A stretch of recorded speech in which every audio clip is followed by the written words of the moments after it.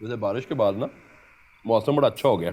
रहमत बरसा दी अल्लाह ने। ताज रहमत तो बरस पड़ी है, पर तुझे बुरा ना मनाना। एक बात कहूँ, रहमत को जहमत बनाने वाले भी बतेरे हैं इस घर में। अब शनाज जी, किन लोगों ने रहमत बना दिया है बताएंगे जरा?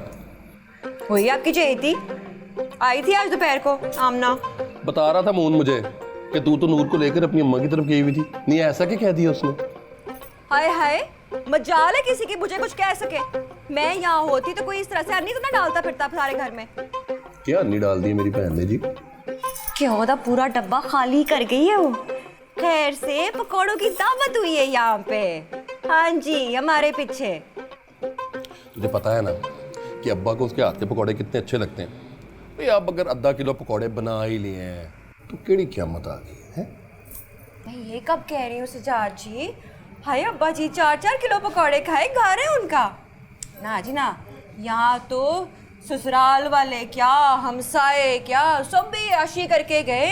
हाय हाय, नूर के साथ शाम को जब मैं यहाँ पहुंची हूँ घर, अल्लाह माफ करे, ऐसा लगता था जैसे जिन फिर गए पूरे घर में। खा पी के ये गा वो जा। अम्मी, छोटी पप्पू ने सारी सफाई कर तो दी थी आपके आने से पहले। मैंने तो कुछ चीज़ें समेटी उनके साथ। चुप चुप करके आराम से खाना खाओ तुम अपना। एक और गल करनी सी मैंने जी। सजाद जी, आमना आती है 100 बारी आए, लेकिन तरीके के साथ आए। ये जो उसका दुम छल्ला देवर है नासिर, उसका तो जैसे सा नहीं निकलता भाभी के बगैर। कोई गल है? मैं करूँगा बात। तो मैं भट्ट साहब की तरफ जा रहा हूँ, अब्बा जी को लेकर आता हूँ। ठीक है ठीक है, और करता हूँ बात फिर बाद में। आज ही बात कर लेना तुसी। और हाँ, वो जो क्यों डब्बा खाली कर गई है ना आमना, वो भी लेके आना है तुसी। कोई और हुक्म? नहीं। अम्मी, वो तो पहले खाली होने वाला था। तू चुप करके आराम से खाना खा। कोई जरा ना देखो तेरे प्लेट पे बचा हुआ, मैं सारा खत्म करना है तूने। फुफियों का कुछ लगता। हाँ जी हाँ, डांट पड़ी, मजा आया। आपने खाना खा लिया अपना? हाँ, खत्म हो गया सारा। चलो बर्तन उठाओ।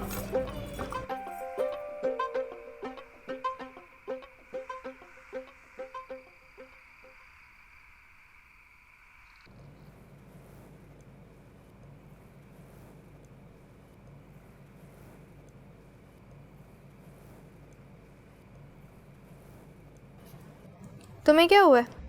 कुछ नहीं। तुम मुंह फुला के क्यों बैठे हुए? वैसे आपको मेरी अम्मी कैसी लगती हैं? क्यों? शनाज भाभी तो बहुत अच्छी हैं। तुम क्यों ऐसी बातें कर रहे हो? अच्छी तो बहुत हैं, लेकिन कभी कभी मुझे उनकी बातें बिल्कुल अच्छी नहीं लगती। हाँ, पढ़ाई पे डांट पड़ी होगी तुम्हें। और नासिर भाई? नासिर भाई? नासिर भाई कैसे लगते हैं? भला मुझे क्यों अच्छे या बुरे लगने लगे तुम्हारे नासिर भाई? वैसे तो मुझे तुम्हारे नासिर भाई जहरी लगते हैं। आप झूठ बोल रही ना, मुझे पता है। क्या पता है तुम्हें? यही कि नासिर भाई आपको बहुत अच्छे लगते हैं। क्या फजूल बातें कर रहे हो? जाओ यहाँ से। मैं तो नहीं जाऊँगा। तो फिर चुप करके बैठो यहाँ पर। आपके पास उनका नंबर है? देखो लड़के, तमीज करो। नाराज क्यों हो रही है?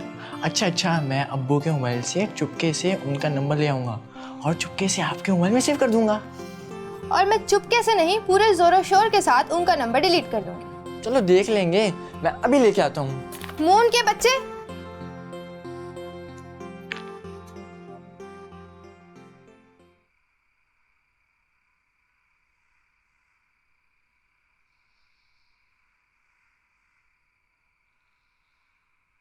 अम्मी से बात हुई आपकी?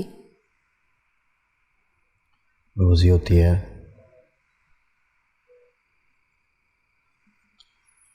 कमरा खाली करने वाली बात कर दो खाली। इतना सामान है लियाकत मेरा, रोहान की चीज़ें हैं, आपके कपड़े हैं। आमना हमेशा के लिए खाली करने को थोड़ी कह रही है, 2-4 दिन की बात है, कर दो।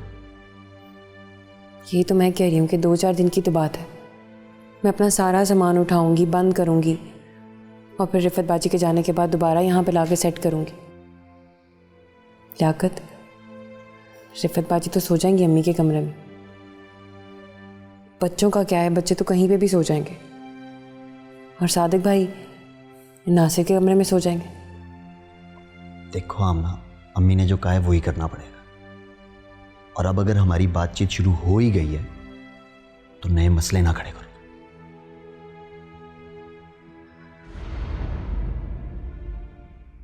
बोल